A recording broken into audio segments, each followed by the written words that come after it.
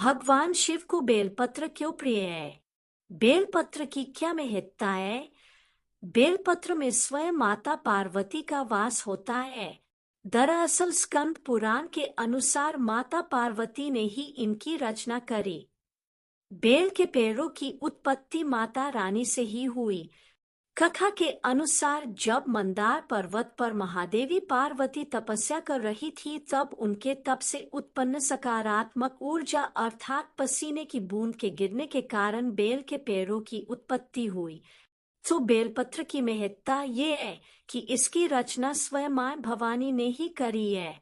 इसी कारण से बेलपत्र एवं बेल के पेड़ों में जगदम्बा का वास होता है और ये अत्यंत पवित्र होता है।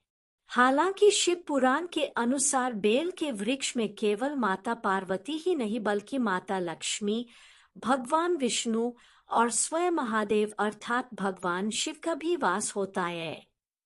सभी देवताओं के अंश से बेलपत्र की उत्पत्ति हुई है, लेकिन मूलतः पार्वती जी के कारण। और वैसे भी वो है तो एक ही शक्ति जिसके सब रूप है। तो एक तो ये बिंदु हो गया कि बेलपत्र में साक्षात गौरी मुआ का वास होता है, शंकर जी को प्रिय तो होगा। दूसरा बिंदु है कि जब समुद्र मंथन हुआ, अमृत निकला तो सब खुश हुए, विष निकला तो सब डर गए, सभी महादेव की शरण में गए, भोलेनाथ से सहायता मांगी क्योंकि वो विष हलाहल विष था जिसके कारण समस्त सृष्टि का विनाश हो सकता था। ब्रह्मा विष्णु समेत सभी देवी देवताओं और असुरों ने भी भगवान शिव की स्तुति करी और इस संकट का समाधान निकलने की मांग कर। ऐसे में भगवान शंकर ने तुरंत ही हलाहल विष को एकत्रित करके पिए। लेकिन परेशानी की बात ये थी कि शिव जी विश्वनाथ है और इसलिए संपूर्ण विश्व उनमें समाया है।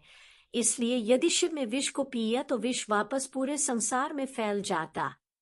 इसलिए उन्होंने विष को अपने गले तक रोक लिया। पार्वती जी ने भी उनकी सहायता कर दी। अब एक और परेशानी थी।